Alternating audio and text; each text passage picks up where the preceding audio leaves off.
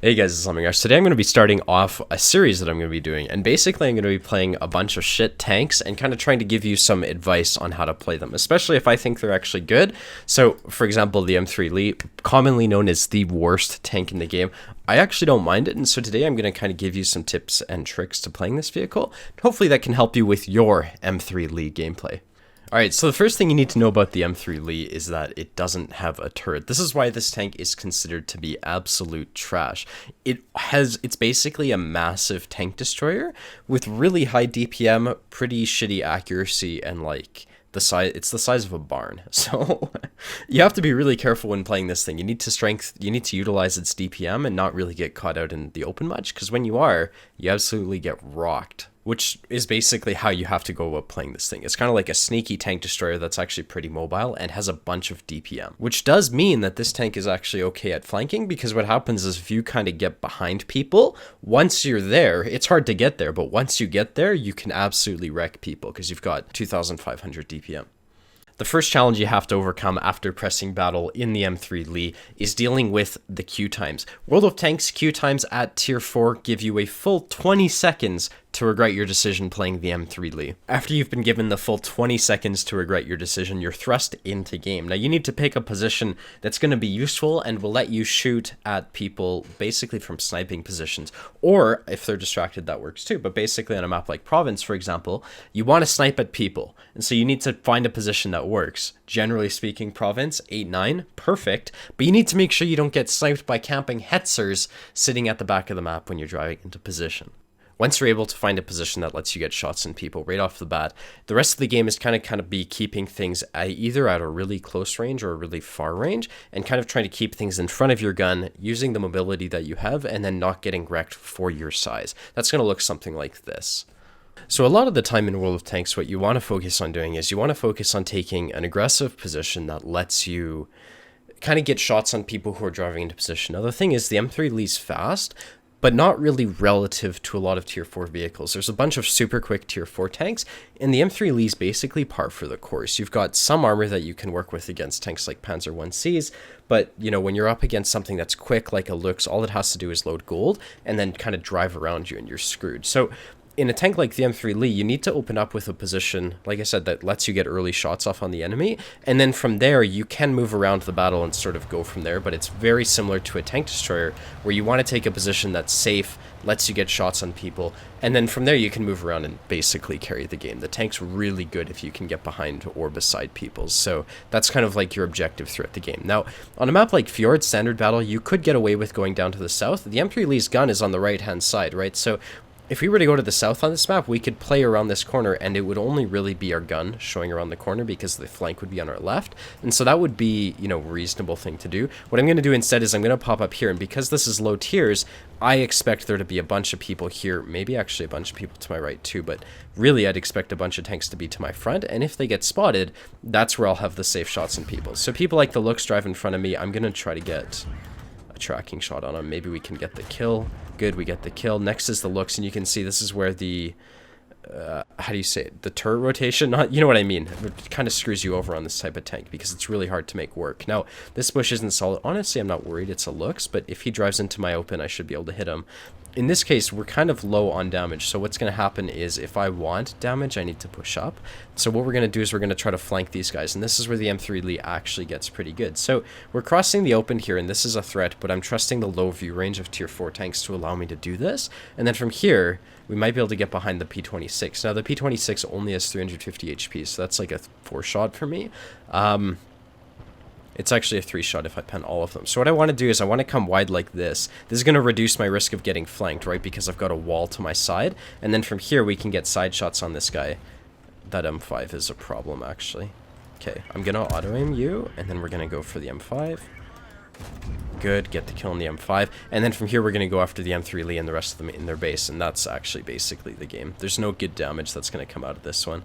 One thing you can do with the Lee is you can afford to just aim. You don't really have to fully aim your shots because the DPM is so high that your reload is actually I think it's very similar to your aim time. And so what you can do is you can just shoot on the move like you would with most American mediums. And because you reload so quickly, it's like, it's fine to miss. It's perfectly reasonable to take that chance. Now, they've got an M37. You can see by just snapshotting in that type of context, I'm able to pick up my 4th kill of the game. And that's like one thing you can do in this tank to actually make it a bit more bearable, actually. If you're on a map like Serene Coast, generally speaking, what people will do in a tank like the Lee, because it's kind of a heavy tank in this type of tier, is they'll go to the 9-0. So generally speaking, you don't want to do that. Like I said, sniping is a really good way to start off the game in this type of tank. The problem is Serene Coast doesn't really facilitate that. And then if you wanted to go to like the 9-0, which would be a good alternative to sniping on Serene Coast, you're left with the problem that your gun is on not a great side to fight on this map, because what happens is on Serene Coast, it's like there's only a select number of options that you have when using cover when your gun is on the right side of your vehicle. The cover always has to be on your left side unless you want to like expose your entire tank just to get a shot on people. And so going to the 9-0 is not great, but it's certainly the better option, because what would happen is if you went to the 1 line,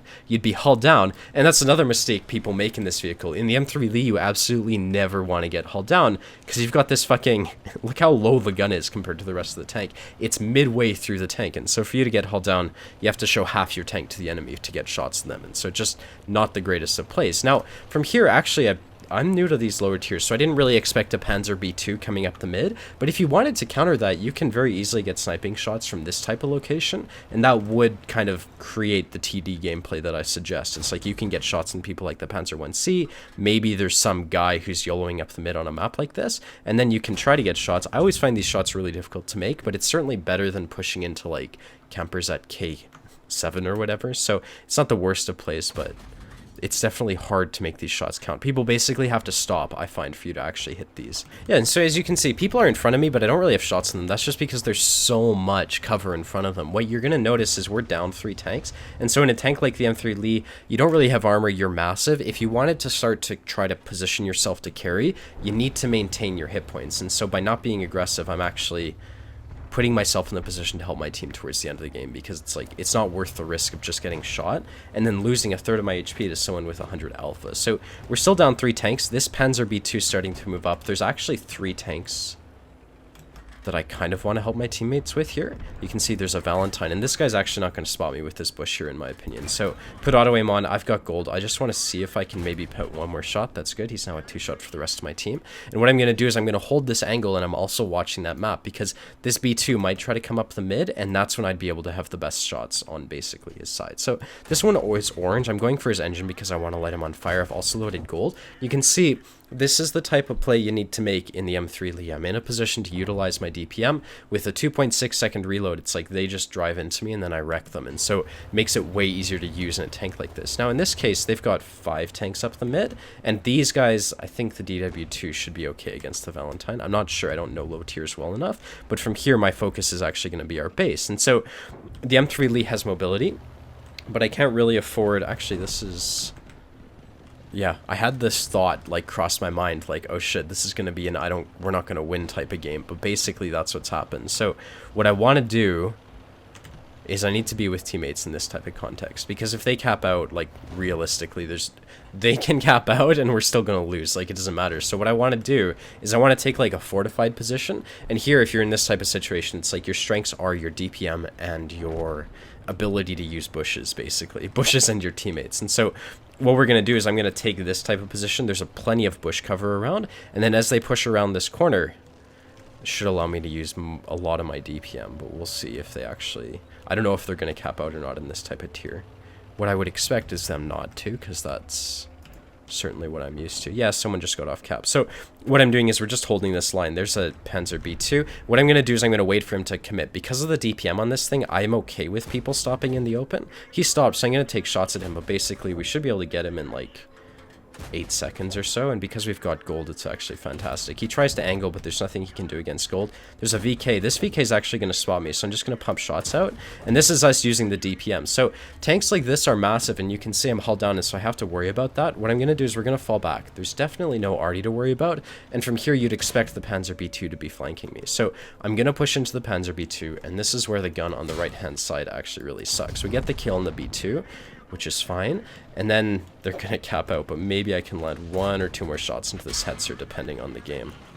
Yeah, maybe we can actually get the kill. I'm gonna drive forward so I don't get flanked. Good. And that's like, you know, they capped out, but that's kind of what you do in a DPM type of context where you just need to live to try to get as much damage as possible, you know? A lot of the time, having good...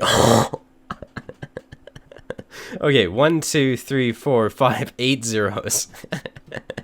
We did 1361 damage. Their Panzer B2 got 7 kills, so great job to him. But a lot of the times having these good types of games is actually very plausible in an M3 Elite. You just need to make sure you kind of let people drive into you. One thing a lot of people will do is they will they'll shoot people the second they drive around a corner. You don't want to do that in a tank like the M3 Elite because you've got the DPM where if someone drives into the open, you want them to commit so they can't leave. It's like an autoloader, right? You never shoot someone before they overcommit in an autoloader. If they're driving around a corner, you let them overcommit and then you clip them out. And so that's how you play this type of tank, almost like an autoloader. Anyways, that's the video. If you want to see more, be sure to hit the like and the subscribe button. And I hope this one was helpful. Thanks for watching. Bye.